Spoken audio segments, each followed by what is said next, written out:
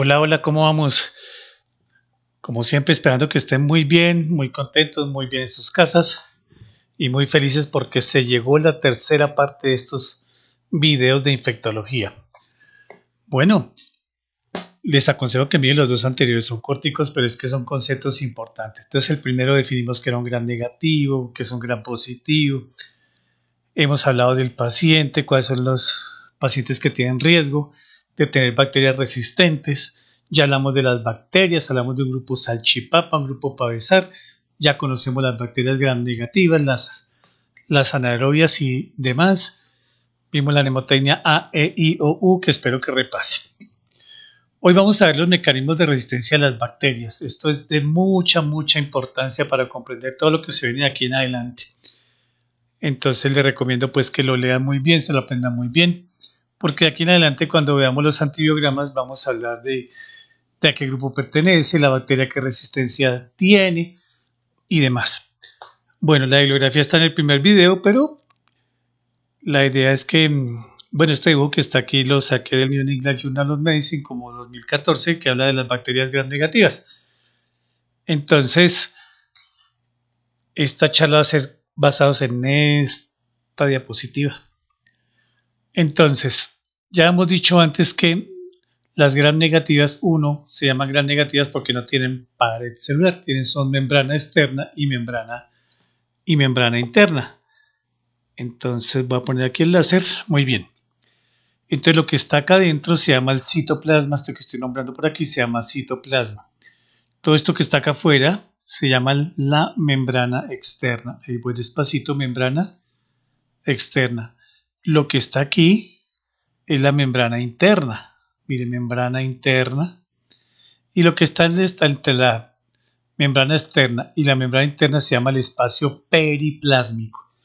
Periplásmico importante para cuando hay hemolítica de beta-lactamasas y demás. Muy bien. Entonces, estas bacterias, cuando se sienten agredidas, crean mecanismos de defensa. La historia es muy sencilla. Salieron las bacterias, se creó un antibiótico que fue las sulfas antes de la penicilina. Ellas crearon una resistencia contra eso, salió la penicilina.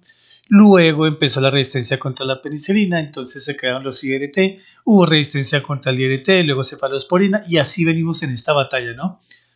Creamos un antibiótico y ¡pah! Bacterias, resistencia. Se crea otro, ¡pah! Resistencia. Y en ese juego estamos.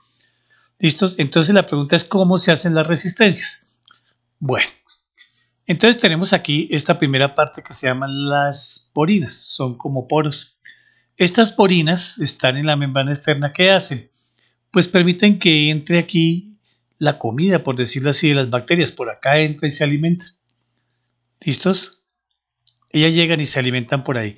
Entonces los antibióticos también se aprovechó, ¿cierto? Para que se introdujeran por acá y hicieran varios mecanismos de acción para, ya sean como bactericidas, o sea, destruir la bacteria, o bacteriostáticos. ¿Listos? Estas porinas pues tienen un tamaño determinado, entonces no permiten que entren muchas moléculas, ¿cierto? Les cuesta trabajo algunas moléculas entrar ahí. Entonces, cuando una bacteria crea resistencia, el primer mecanismo es cierre de las porinas. Ella cierra las porinas. Ejemplo, el ertapenem es un carbapenémico. Entonces, este carbapenémico ertapenem entra por aquí, ¿cierto? Va a entrar y acuérdese que los antibióticos tienen que unirse a las PBP, que para este caso son estas azulitas que están acá. Son las proteínas donde se fija la penicilina. Entonces, estas proteínas donde se fija la penicilina es donde se va a formar la bacteria, es como la casa matriz. Entonces, si yo destruyo las PBP, que son 4, PB1, PB2, PB3 y PB4, vamos a hablar por ahora de eso. Si yo las destruyo, pues no va a haber sustrato para construir la membrana celular. Y si una membrana celular sale el citoplasma y la bacteria muere. Entonces el ertapenem entra y va acá. ¿Qué hace la bacteria? Pues cierra la porina y entonces cuando llega el ertapenem no puede entrar. Así de sencillo. Entonces si no entra, pues se pierde el antibiótico, no puede hacer nada. Primer mecanismo de defensa. Pero el meropenem, ¿cierto? El meropenem es más pequeñito. Y este sí puede atravesar esta membrana, este poro. Entonces yo puedo cerrar alerta penen o cerrar al imipenen, como dice acá. Se cierra esos dos, no entran, pero el meropenem sí puede entrar. ¿Listo? Y puede causar daño en las PVPs. Muy bien. Segundo mecanismo. Entonces son las beta-lactamasas en el espacio periplásmico. Entonces, estas beta-lactamasas es el mecanismo de defensa más importante de las bacterias. Entonces, después lo vamos a organizar, pero por ahora aprendamos que las beta-lactamasas son, por ejemplo, las penicilinasas, que destruyen las penicilinas, las cefalosporinasas, que destruyen las cefalosporinas, ¿cierto?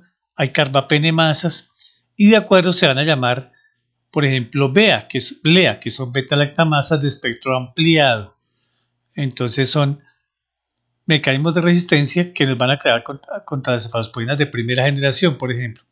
Las BLE, beta-lactamasas de espectro extendido, nos crean, son mecanismos de defensa, por ejemplo, contra cefalosporinas de tercera, de segunda, de primera, penicilinas. ¿Listo? Después vamos a detallar muy bien esto cuando veamos el antibiograma, porque ¿qué vamos a hacer más adelante?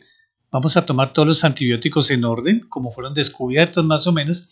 Nos vamos a aprender en orden, que es más fácil, y luego vamos a tomar antibiótico por antibiótico de acuerdo a la bacteria y va a ser una actividad muy bonita y creo que va a ser muy productiva porque vamos a aprender a unir todo esto.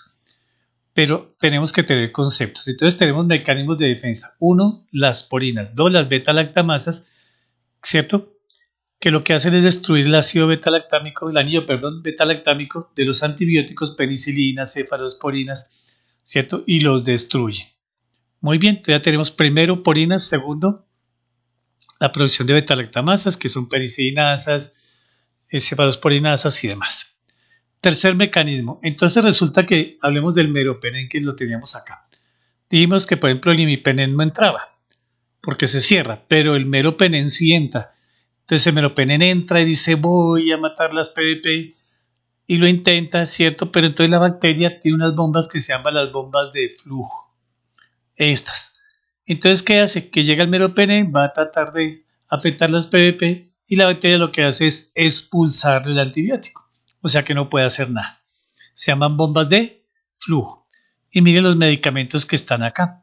Está el meropenem, quinolonas, aunque este no es el principal mecanismo de las quinolonas. Están los aminoglucósidos, aunque no es el principal mecanismo de los aminoglucósidos.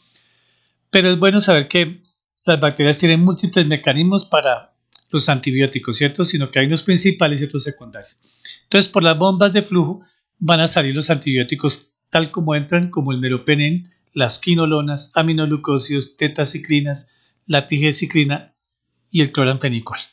Entonces tenemos 1, porinas, 2, beta-lactamasas en el espacio periplásmico, 3, las bombas de flujo. Muy bien. Resulta que el antibiótico entonces de pronto sí entró, pasó las beta-lactamasas, no lo botó por las bombas de flujo, entonces hay un cuarto mecanismo, ¿cierto? En el cual se modifican las enzimas del antibiótico. ¿Listo? Entonces viene y se modifica el aminoglucósido, la ciprofloxacina, cambian, ¿listos? Y entonces se hacen inactivos. Ya tenemos varias maneras de crear una resistencia. Entonces, 1, las porinas se cierran. 2, el espacio periplásmico por beta-lactamasas. 3, tenemos las bombas de flujo. 4, se modifican, hay modificación enzimática del antibiótico. Acá tenemos aminoglucósidos y ciprofloxacina. Entonces, si se dan cuenta ya, tenemos acá las bombas de flujo y modificar las enzimas. Hay dos grupos de antibióticos que son aminoglucósidos, mírenlo, y las ciprofloxacinas que se pueden inactivar por ambos lados. El siguiente es que hay mutación del target, ¿cierto? Del objetivo. Y para este caso vamos a hablar de los quinolonas. Este sí es el mecanismo de defensa de las bacterias contra las quinolonas. Entonces, ¿qué hace? Que las bacterias afectan la topoisomerasa y afecta el gen GIR-A y PARC. PARC como los paisas. ¿Listo? Entonces, ¿qué PARC y GIR-A? Entonces lo afecta al DNA e inactiva la quinolona. Entonces, mira que la quinolona ya tenemos 3 mecanismos. El principal, que es que afecta al DNA, la mutación. El segundo es que afecta la modificación enzimática del antibiótico. Y el tercero, tenemos que se expulsa por la bomba de flujo. Los aminoglucósidos ya tenemos dos mecanismos, bomba de flujo y que se modifica el target. Entonces, hasta este momento, ¿qué tenemos? Uno, el antibiótico no entra, cierre de porinas. Si entra, lo afecta la beta-lactamasa. Segundo. Tercero, supongamos que entre, no le afecta la beta-lactamasa, entonces vienen las bombas de flujo. Que entró, no le afecta la beta-lactamasa ni las bombas de flujo, entonces se afecta o se modifica enzimáticamente el antibiótico. Que no se modifica, entonces hay mutación objetivo del antibiótico, que es el DNA, para este caso, de las quinolonas. Listo. Que ninguno de estos logra pues la bacteria de Terelo, entonces tenemos aquí una mutación ribosomal. ¿Listo? Entonces hay hidroxilación para el caso de los aminoglucósidos y se afectan las tetraciclinas. ¿Listo? Entonces cuando hay hidroxilación y metilación, estos aminoglucósidos, por ejemplo, quedan inactivos. Entonces se dan cuenta, un aminoglucósido que llegue puede entrar por las porinas, pasa por las beta-lactamasas, pero puede ser expulsado por la bomba ¿sí? Las bombas de expulsión o de flujo.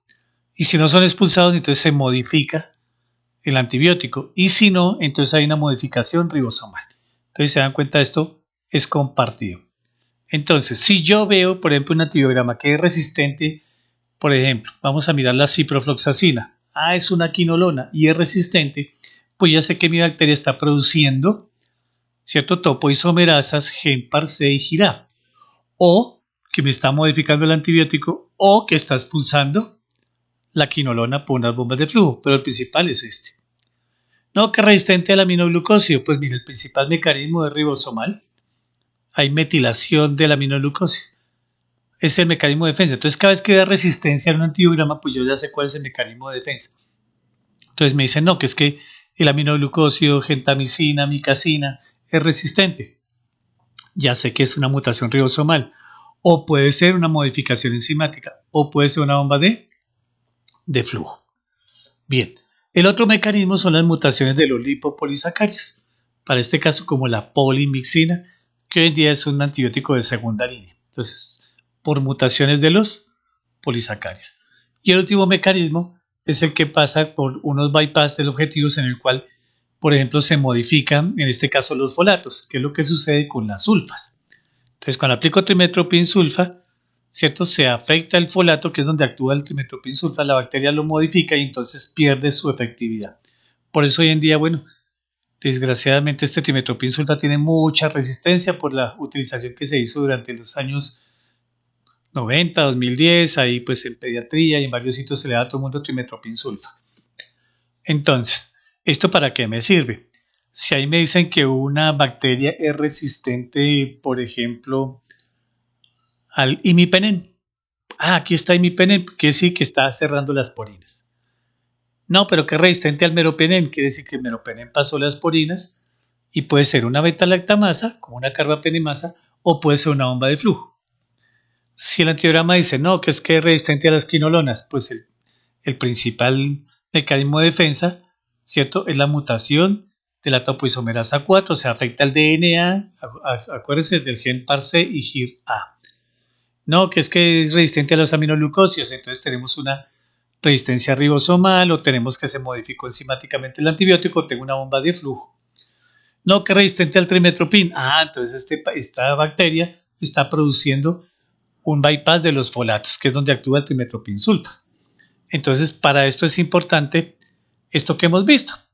Entonces, aquí está de nuevo lo que les acabo de decir, lo que es la membrana externa, el citoplasma, la membrana interna, el espacio citoplásmico. ¿Listo? Acá volvemos a tener otra vez nuestra resistencia. Acá pues ya vemos las porinas otra vez. Entonces es un repaso de lo que ya vimos. Las porinas. Hay pérdida de porinas. ¿Listos? Entonces ahí vimos del imipenem, que se cierran las porinas. Cuando hay resistencia, si veo resistencia al imipenem, pues se cerraron las porinas. Si es al meropenem, ya no es por ese mecanismo. ¿Cierto? Acá tenemos las beta-lactamasas. Entonces dijimos que aquí se producían enzimas. Y se va a llamar BLEA, beta-lactamasa de espectro ampliado. Cuando afecta hasta las cefalosporinas de primera generación. BLE, beta-lactamasa de espectro extendido. cuando se afecta hasta las cefalosporinas de tercera generación como la ceftriaxona, las AMC, que espero que se acuerden del segundo video, en que vimos las bacterias AMC, ¿cierto? Que me va a afectar las penicilinas, cefalosporinas de primera, segunda y tercera, y a veces sí o a veces no es el cefipime. Por favor, recuérdense cuáles son las bacterias AMC. Hicimos una mnemotecnia con la H, la A, la M, la P, la C, la E y la S. Entonces acuérdense de H de Hafnia, espero que se acuerden y revisen cuáles son las AMC. Y las KPC, que se llaman así porque se descubrió primero la Klebsiella, pero no es la única, ¿cierto? Entonces producción de carbapenemasas, que ese lo vamos a ver mucho más adelante. Muy bien. Bombas de expulsión, entonces acá tenemos las bombas de flujo, que ya las vimos acá, y acá los medicamentos que se afectan, entonces hablamos del meropenem, ¿cierto? Muy bien, ahí está. Luego hablamos de los antibióticos son modificados por enzimas. Entonces está el aminoglucósido, son modificados por acetiltransferasas, afecta la mica, gentamicina, la toramicina, afecta el ADN, ¿cierto? Entonces acá escribí que el ADN adenilación o nucleótido transferasa afecta a genta, pero no afecta a mica. Y fosforiltransferasas afecta a neomicina y canomicina. Entonces, a veces vamos a encontrar que hay resistencia, por ejemplo, a la genta, pero no a la mica, ¿cierto? Y es porque la transferasa o la acetiltransferasa que me afecta o me inhibe a estos dos antibióticos son diferentes. ¿Listos? Pero aquí lo que tenemos que entender son los mecanismos de resistencia. Que hay mutación de la célula diana, entonces hablamos ahí del DNA que cambia por las topoisomerasas y el gen PAR-C y GIR-A. Mutación ribosomal, hablamos ahí de los aminoglucósidos, las tetaciclinas.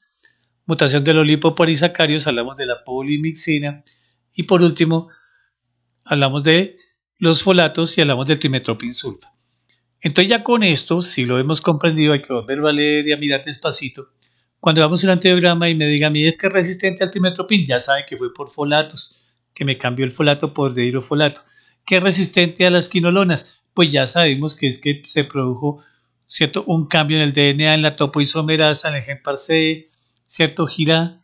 ¿Qué es que el meropenem es resistente? Pues puede ser por bombas de expulsión o puede ser por beta-lactamasa. Entonces ya tenemos acá los targets, ¿cierto? O los objetivos de las células bacterianas de gram negativos, cómo es que se defienden contra los antibióticos. Entonces hasta este momento tenemos que tener en claro que es un gram positivo, que es un gram negativo, cómo están compuestos los dos. Tenemos que conocer a nuestro paciente, cuáles son los mecanismos de resistencia, dónde está la lesión, la mnemotecnia A y U que les puse, ¿cierto? Hay varias tablas y escalas para establecer si hay riesgo o no. Ya debemos conocer las bacterias gram negativas, las que hemos visto. Debemos saber cuáles son las enterobacterias o del grupo salchipapa, que fue la mnemotecnia, salchipapa mortadela y que se. Y ya sabemos cuáles son las del grupo pavesar o no fermentadores. Y con este video entonces complementamos, ya sabemos los mecanismos de resistencia. Entonces, con esto hemos terminado la tercera parte de lo que es la parte de infectología de el antibiograma y cómo reconocer una bacteria de sus resistencias. Bueno, próximamente entonces los invito a que todo lo que hemos visto acá de conocer al paciente, identificación correcta del patógeno, conocer las resistencias que acabamos de verla, entonces vamos a aplicarlo ya sobre muestras de verdad, sobre hemocultivos, urocultivos y demás, y vamos a ver qué bacteria salió ahí, y si salió vamos a ver cómo vamos a enfocar ese tratamiento del paciente. Entonces vamos a organizar los antibióticos, ¿cierto? Vamos a tener un orden ahí y vamos a empezar antibiótico por antibiótico de tal manera que lo comprendamos y lo entendamos para nuestra práctica. Bueno, espero que sigan felices. Un abrazo. Feliz día.